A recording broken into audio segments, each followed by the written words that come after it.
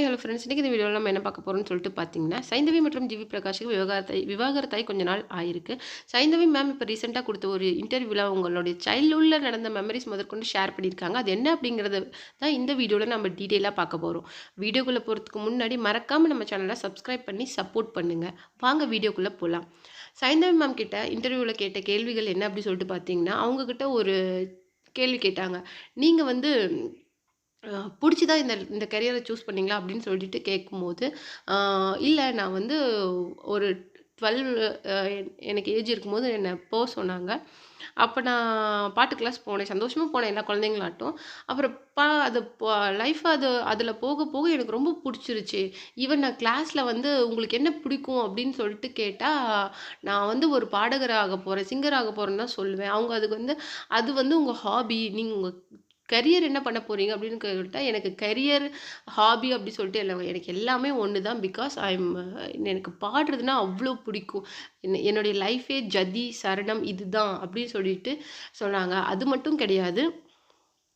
இன்னொரு விஷயம் என்ன சொல்லியிருக்காங்கன்னு சொல்லிட்டு பார்த்தீங்கன்னா, எனக்கு எனக்கு வந்து இத யாருமே ஃபோர்ஸ் பண்ணல. அம்மா வந்து இத சொன்னாங்க.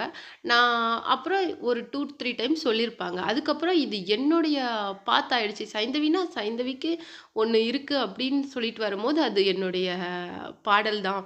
என்ன ய அதில நான் ட்ராவல் பண்ணி இப்போ வந்து நான் உங்க முன்னாடி நிக்கிறேன். அப்போ மேபி நான் சின்ன சின்ன சாக்ரிஃபைஸ் பண்ணியிருக்கலாம் என்னுடைய சைல்ட்ஹுட்ல. பாட்டு கிளாஸ் போகணுங்கிறதுக்காக என்னுடைய ப்ளேவை நான் கட் பண்ணியிருக்கலாம். இல்ல விளையாட போகாது இருந்திருக்கலாம். பட் அதெல்லாம் நான் இங்க வந்து நிக்கணுங்கிறதுக்காக என்னுடைய சின்ன சாக்ரிஃபைஸா இருந்திருக்கும் அப்படின்னு சொல்லிட்டு சந்தோஷமா சொல்லியிருக்காங்க. அது மட்டும் கிடையாது. நாங்க டிவோர்ஸ் பண்ணனதுக்கு அப்புறமேலு நாங்க 2 பேரும் நல்ல ஃப்ரெண்ட்ஸா இருக்கிறோம் அப்படின்னு சொல்லியிருக்காங்க. அது எப்படி மேம் நீங்க டிவோர்ஸ் பண்ணனதுக்கு அப்புறம் எப்படி ஒரு ஃப்ரெண்ட்ஷிப் மெயின்டெயின் பண்ண முடியும்? அது 2 பேரும் தனித்தனியா தானே இருப்பீங்க அப்படின்னு சொல்லிட்டு கேட்கும்போது அவங்க சொல்லியிருக்காங்க. ரொம்ப அழகா இந்த இடத்துல சொல்லியிருந்தாங்க. நாங்க தனித்தனியா தான் இருக்கோம். அது பாப்பாவுக்கும் தெரியும். அன்விக்கும் நல்லாவே தெரியும். ஆனா, எந்த எந்த இடத்துலயுமே பாப்பாவ அவ அந்த அலோனா இல்ல அப்பா, அம்மா இல்ல, அப்பா இருந்தா பரவாயில்லன்னு நினைக்காத அளவுக்கு நாங்க அவள பார்த்துக்கிறோம். பிகாஸ் அவளுக்கு அந்த நெனப்பு வரக்கூடாதுங்கிறதுல நாங்க 2 பேருமே எங்களுடைய கோலே அதுதான். அவள அந்த மாதிரி எதுவுமே நாங்க ஃபீல் பண்ண விட்டுறக்கூடாது. அவள ரொம்ப ஸ்ட்ராங்கா, இண்டிபெண்டன்ட்டா வளர்க்கணும் அப்படிங்கிறது தான் நான் இருக்கட்டும், ஜீவியா இருக்கட்டும் 2 பேரோட எய்மே அதுதான் அப்படின்னு சொல்லியிருக்காங்க.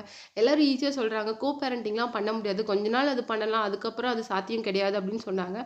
பட் நாங்க இப்ப நாங்க பிரிஞ்சிருக்கிறது வந்து எங்களுடைய மிஸ் அண்டர்ஸ்டாண்டிங்கால நாங்க பிரிஞ்சிருக்கலாம். பட் ஆனா எங்க பாப்பா சொல்லிட்டு வரும்போது, அவளுக்காக நாங்க என்ன வேணாலும் செய்வோம். அன்விக்காக தான் ஏதாவது ஒரு விஷயம் வரும்போது பிரியாரிட்டைஸ் வந்து அவளுக்கு தான் நாங்க குடுப்போம்ன்னு சொல்லிட்டு, ரொம்ப மெச்சூர்டா சைந்தவி பதில் சொல்லியிருக்காங்க. இந்த வீடியோ பத்தி நீங்க என்ன நினைக்கிறீங்க? அப்படிங்கிற உங்களுடைய கமெண்ட்ட மறக்காம நம்ம கமெண்ட் பாக்ஸ்ல குடுத்துருங்க.